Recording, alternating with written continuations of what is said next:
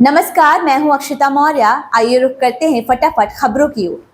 America में चुनाव के बाद डोनाल्ड ट्रंप विजेता बन चुके हैं। इस जीत के बाद डोनाल्ड ट्रंप को बधाई देने के लिए भारत के प्रधानमंत्री नरेंद्र मोदी ने भी ट्रंप से फोन पर बातचीत की। प्रधानमंत्री मोदी ने ट्रंप को संयुक्त राज्य अमेरिका के राष्ट्रपति के तौर पर फिर से निर्वाचित होने और कांग्रेस चुनाव में रिपब्लिकन पार्टी की सफलता के लिए हार्दिक बधाई दी है। प्रधानमंत्री नरेंद्र मोदी ने इस बात पर प्रकाश डाला कि ट्रंप की शानदार जीत उनके नेतृत्व और दूरदर्शिता में अमेरिकी लोगों के गहरे भरोसे को दर्शाती है।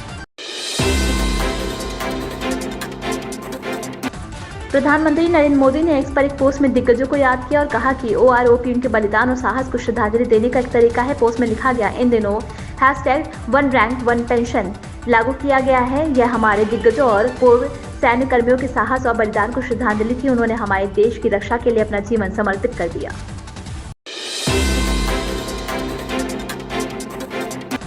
वायु प्रदूषण की समस्या पूरे देश में गंभीर हो गई। सुप्रीम कोर्ट ने भी इसे लेकर नाराजगी जाहिर की है। यही वजह है कि अब केंद्र ने भी पराली की समस्या के खिलाफ सख्त रुख अपनाने की फैसला किया है।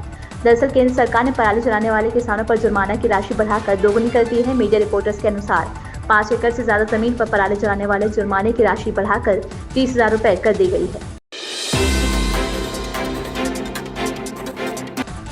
एनसीपी-एसपी की कार्यकारी अध्यक्ष और शरद पवार की बेटी सुप्रिया सुले ने अपने चचेरे भाई अजित पवार के साथ राजनीतिक गठजोड़ की संभावना से साफ इनकार कर दिया है। उन्होंने कहा कि अब राजनीतिक मेल मिलाप संभव नहीं है। सुले ने इसकी वजह विचारधारा की लड़ाई को बताया है और कहा है कि अजित पवार और उनकी पार्टी भाजपा के सहयोगी, ऐसे में अब दोनों के वैचारिक रस्साकशी रहेगी। सुप्रिया सुले ने आगामी चुनाव में मुख्यमंत्री पद की रेस से बाहर होने की बात कही और कहा कि वे दावेदारों में शामिल नहीं।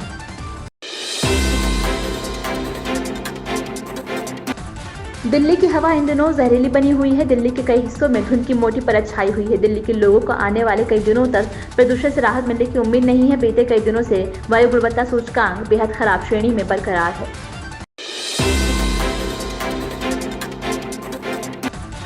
चीन के राष्ट्रपति शी जिनपिंग ने डोनाल्ड ट्रंप को अमेरिका का चुनाव जीतने पर बधाई दी। उन्होंने कहा कि हमें उम्मीद है कि अमेरिका चीन के रिश्ते बेहतर होंगे। उन्होंने मतभेदों को खत्म करने के लिए बातचीत को बेहतर ढंग से करने की बात कही। यौन उत्पीड़न के मामले को सिर्फ इसीलिए रद्द नहीं किया जा सकता क्योंकि शिकायतकर्ता और आरोपी के बीच समझौता हो गया है। सुप्रीम कोर्ट ने गुरुवार को यह अहम फैसला सुनाया। कोर्ट ने राजस्थान हाई कोर्ट के उस आदेश को रद्द कर दिया जिसमें नाबालिग छात्रा का यौन उत्पीड़न करने के आरोपी शिक्षक को राहत दी गई थी और उसके खिलाफ मुकदमा रद्द करने का आदेश दिया गया था।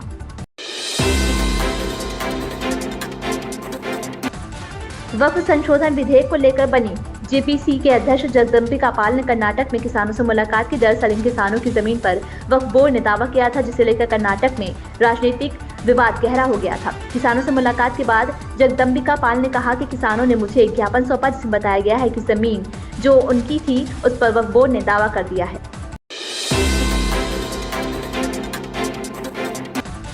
सुप्रीम कोर्ट की 5 जजों की बेंच ने सरकारी नौकरियों की चयन प्रक्रिया के नियमों को लेकर बड़ा फैसला सुनाया। सुप्रीम कोर्ट ने कहा कि सरकारी नौकरियों में नियुक्ति के लिए भर्ती नियमों के बीच में नहीं बदला जा सकता। ऐसा तब तक बिल्कुल नहीं कर सकते जब तक ऐसा निर्धारित न हो।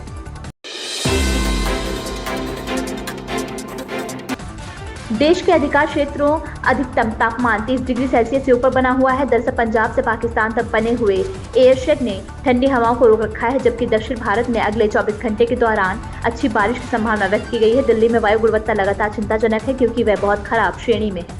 इन खबरों में बस इतना ही। बने रहिए हमारे साथ।